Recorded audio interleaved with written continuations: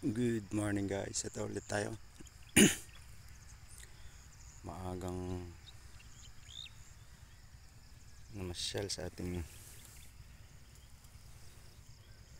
mga tanim na kamatis. So ayun, may nakita akong isang bunga. Ayan. Meron na akong isang nakita. Siguro yung iba meron na din.